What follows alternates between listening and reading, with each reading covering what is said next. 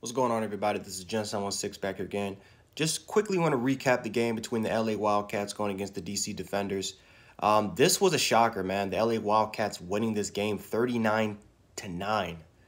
Crazy, right? You know, I'm playing the XFL Play Now thing, and it definitely sucks because I was battling to try to win some money, and I had the DC Defenders winning this game, and they got absolutely blown out the door, and that is now thrown out the window. I mean, it is what it is by that, but was really impressed by the LA Wildcats up until I think around the third quarter where I fell asleep because, the game wasn't even, it just wasn't even competitive anymore. But the LA Wildcats did their thing, man. Trey McBride, Nelson Spruce, those guys really stepped up to the plate. I thought that Johnson did a phenomenal job after getting the nod. Or I think he was sharing reps in the second game, and then the third game came. He was just the full-time starter. He really gives he gives that brand new energy to the team. This is what I'm talking about with hopefully the Guardians could hopefully learn from that mistake of potentially starting a different quarterback instead of Matt McGloin. But, you saw the Wildcats do. They fired the defensive coordinator. They traded away Anthony Johnson, who was their best defensive player. They got, they started a brand new quarterback in week 3, and all of a sudden you see the Wildcats really take off. Offensively, they were rolling. Defensively, they were rolling. They forced Cardale Jones to throw 4 interceptions, even though I think that half those interceptions were on Cardale Jones' fault. I didn't think that he had his best game. But you saw the cornerbacks. So it's just the entire secondary really locked down the receivers for the for the DC Defenders.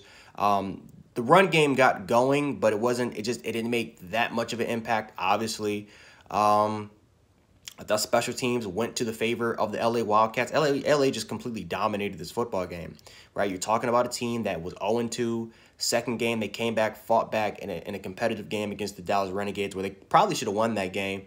And then they come in here and they destroy a team where a lot of people, including myself, thought that the DC Defenders were going to be the best team. Or they were the best team, in the XFL. So it's just crazy. Even though that this was a blowout and this was a game that put me to sleep, I do think that this was a game that was good. I think that this game was good for the XFL because it's pretty much tells us that there's 8 teams. Any team can in a week-to-week basis, right? This is not like college football, how, right, these type of games, they're rare. I think that the XFL is showing us that these games can happen every single week. And that's good because we don't, again, college football, as much as I love college football, I am kind of sick and tired of seeing some of the teams really, right, some of these top 5, top 10 teams that they're hyped up to be really destroying these unranked, just running through their conference or running through division, just no competition. I don't really want to see the same thing happen with the DC Defenders where they're just running through the entire conference that they're in and just running through everybody. I don't really want to see that. So it's good that there was a shakeup, and it's good that it kind of happened in this fashion. I wish it was competitive, but again, just now looking back at it, these games these games should happen. It is the XFL. They're all professional athletes. And, at the end of the day, if you don't show up, you're going to get blown out. This is the result that you're going to get. Again, this was covered by Fox Sports. I thought they did a great job once again with the interviews that they did with the broadcast team with Joe Klatt and Greg Olson. I thought that this was pretty good. My one complaint was the officiating. I did not like the officiating in this game, but I also hated the officiating. The officiating was not good at all, in my opinion, this week for the XFL. That's really my only big complaint, and besides ESPN covering these games. But overall wise, yeah, this was just an old-fashioned ass whooping. The LA Wildcats, they came in here and they absolutely just throttled the DC Defenders, and it was definitely a shocker, especially for anybody that's playing the XFL type of pick'em game where you're trying to win $25,000 or trying to win some type of money. And I think everybody went with DC to win this game, or some people had LA winning, but not by that much. No one expected 39-9. So I know that definitely is going to cost people a lot of money.